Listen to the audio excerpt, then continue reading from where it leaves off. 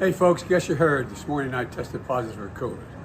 But I've been double vaccinated, double boosted, symptoms are mild, and I really appreciate your inquiries and your concerns. But I'm doing well, I'm getting a lot of work done, I'm going to continue to get it done, and in the meantime, thanks for your concern, and keep the faith, it's going to be okay.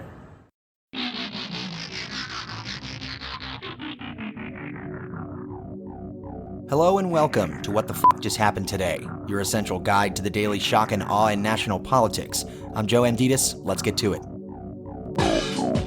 It's Thursday, July 21st, 2022. Welcome to day 548.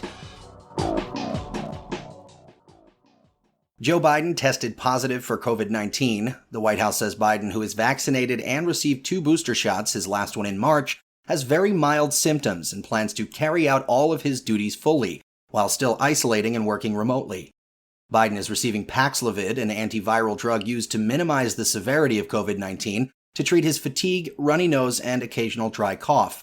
His physician, Kevin O'Connor, said he anticipates Biden will, quote, respond favorably as most maximally protected patients do, end quote. Jill Biden and Kamala Harris both tested negative. Biden, meanwhile, tweeted, quote, folks, I'm doing great. Thanks for your concern, end quote.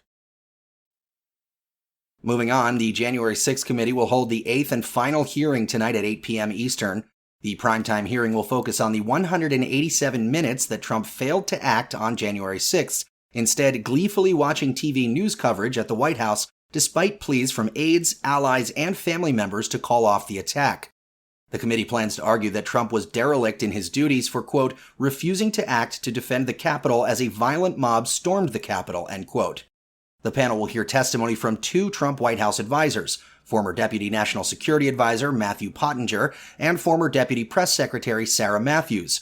The 2 will be questioned about what went on in the West Wing on January 6th, and we'll also hear recorded testimony from Pat Cipollone, the former White House counsel. Meanwhile, new reports show that during a taped speech the day after January 6th, Trump had extreme difficulty refusing to say the election was over and attempted to call the rioters patriots. In a 3-minute speech on January 7th, Trump reluctantly condemned the violence and went to great lengths not to accuse the rioters of any wrongdoing. Adam Schiff said the January 6th committee will share some of the outtakes of those videos during the hearing, saying the recording shows, quote, all of those who are urging Trump to say something to do something to stop the violence. You'll hear the terrible lack of a response from the president, and you'll hear more about how he was ultimately prevailed upon to say something, and what he was willing to say, and what he wasn't, end quote.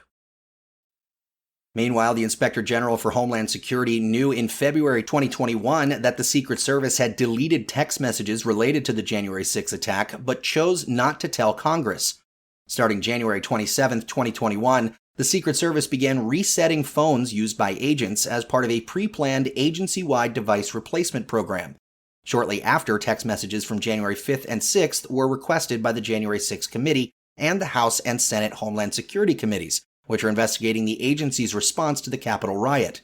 According to the Secret Service, the Homeland Security Inspector General Joseph Kafari first requested the text messages on February 26, 2021, and was informed that they had been erased. Kafari, however, claimed that the messages were erased after asking for the records. Regardless, Kafari didn't notify the January 6 committee until July 2022 that the messages had been erased. Kafari also directed the Secret Service to stop its internal investigations into what happened to the deleted text messages, saying that it could interfere with his own criminal investigation into the agency's destruction of the messages. The months-long delay in disclosing that the Secret Service records had been deleted was flagged by 2 whistleblowers who worked with Kafari. Moving on, new unemployment claims rose to the highest level in more than 8 months as more companies announced job cuts over fears of a recession amid high inflation and rising interest rates. Jobless claims, however, are still close to their levels before the coronavirus pandemic began. Home prices, meanwhile, hit an all-time high in June as the median sales price climbed to $416,000, up 13.4% on the year and marking the highest since records began in 1999.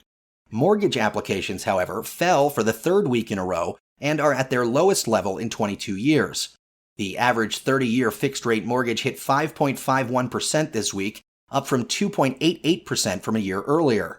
And the European Central Bank raised interest rates by half a percentage point, its first increase in more than a decade and a bigger jump than expected, as it attempts to tame record-high inflation. And finally, the House passed legislation to codify access to contraception nationwide, with all but 8 Republicans voting in opposition. The Right to Contraception Act would establish a federal right to purchase and use contraception without government restriction.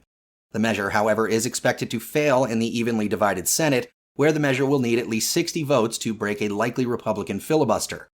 A federal appeals court panel, meanwhile, allowed a Georgia law that bans abortions after about 6 weeks to go into effect. In the ruling, the panel wrote that the Supreme Court case overturning Roe v. Wade, quote, makes clear that no right to abortion exists under the Constitution, so Georgia may prohibit them, end quote. The court's opinion also referred to the healthcare providers who filed the lawsuit as abortionists rather than plaintiffs. And in the polls, the Associated Press says 53% of Americans say they disapprove of the Supreme Court's decision to overturn Roe v. Wade, while 30% say they approve. 60% say they want Congress to pass a law guaranteeing access to abortion nationwide. NPR says 57% of Americans blame Trump for the January 6 Capitol riot, while 50% think Trump should be charged with crimes based on the evidence presented at the January 6 committee hearings. 61% said they don't think Trump will face any charges. And Quinnipiac says 31% of Americans approve of the way Biden is handling his job, while 60% disapprove. 71% say they didn't want Biden to seek a second term, while 64% say they didn't want Trump to run for president in 2024. That's all for now. You can find the links and sources for all of these stories on the main website. And as always, visit whatthefjusthappenedtoday.com for the latest news and headlines. Until next time, I'm Joe Amditas.